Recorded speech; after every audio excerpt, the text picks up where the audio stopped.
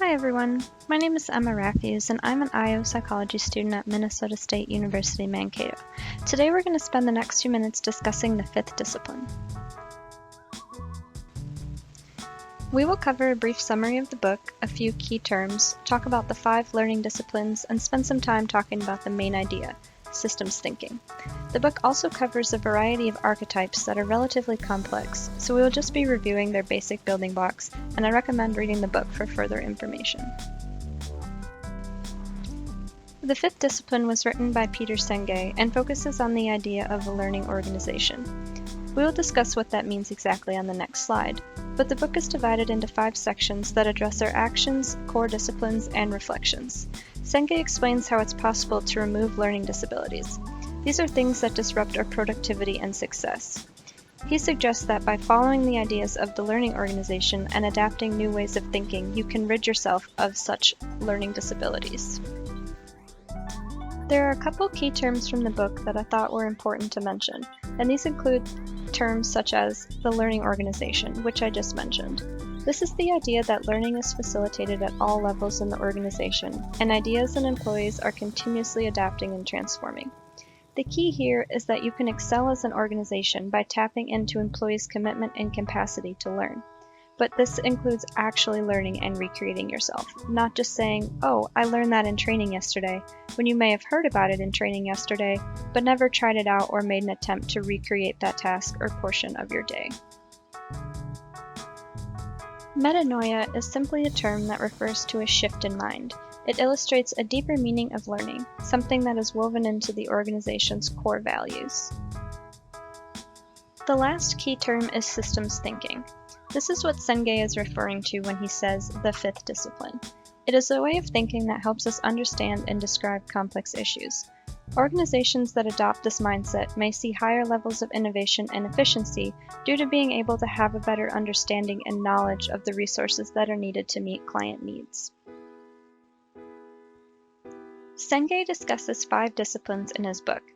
A discipline refers to a body of theory and technique that must be mastered in order to be put into practice. The first discipline is personal mastery. This is when you realize the results that matter most to you, and you are able to focus your energy to find the right amount of creative tension between your current vision and your vision of the future. If there is not enough tension, you will have little to no improvement, and if you have too much, it can lead to stress and burnout. Next, we have mental models.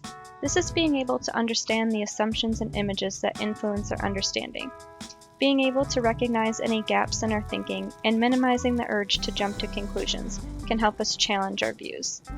Whereas having poor mental models may inhibit learning and lead us to a desire to view all of our beliefs as facts. The next discipline is shared vision. This is the capacity to hold a shared picture of the desired future. This can increase commitment within the organization by creating a sense of commonality, but it is important to make sure that the vision is consistent with your everyday values. Team learning hits on the point that teams are the fundamental learning unit in the organization. Team learning occurs when teams are truly learning. Individuals in the team are personally growing quicker than they could have without their team. Finally, the 5th discipline is systems thinking. This integrates all of the disciplines together and helps us understand and describe complex issues while also helping us see how we create our reality. A brief example illustrating the idea of systems thinking can be seen throughout the next few slides. Here, this is showing the Americans' viewpoint of a terrorist attack. It shows that Americans see terrorist networks as the aggressor and see the response as defense or the need to respond with the military. Meanwhile, the terrorist network sees the U.S. as the aggressor, and therefore they feel the need to respond by recruiting more individuals.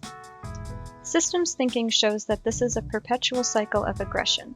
The U.S. responds to a perceived threat by increasing the military, which increases the perceived aggressiveness, which leads to more threats.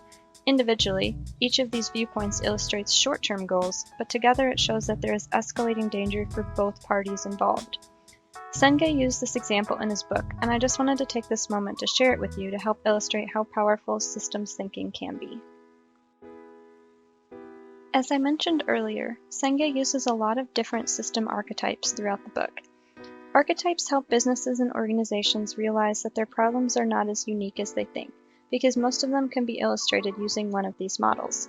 However, they are quite complex, so I do highly recommend reviewing the book for more detailed information.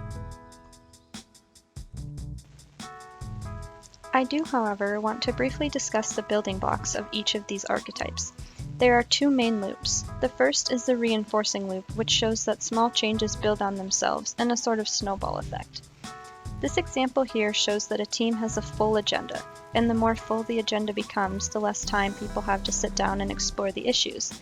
Therefore, their focus and thoughts become more scattered. Since their thoughts are scattered, their level of understanding is also low, and with a low understanding, they are not able to develop a treatment that will stick. It is instead more of a superficial solution, which ultimately doesn't stick. And when the solution doesn't stay, it leads to more problems, and the cycle continues to repeat. This loop and example shows how exponential growth is generated and can also lead to a collapse. The other building block is the balancing loop. This loop shows forces of resistance and things that can limit growth while you are bound to a goal and seeking balance. The example here shows that there is a gap between our desired cash amount and our actual amount. Therefore, we borrow money to make the balance larger and ultimately decrease the gap between our desired and actual amounts. This loop shows how problems and solutions operate to reduce the gap between what is desired and what exists. Well, that's all I wanted to cover regarding the fifth discipline for today. As you can tell, there is a lot of content, and this was just a brief overview.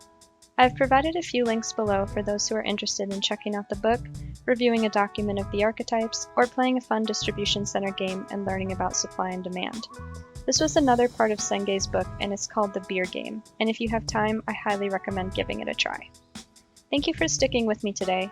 Hopefully you were able to learn something new and have also been encouraged to evaluate the ways that you currently think about and solve problems.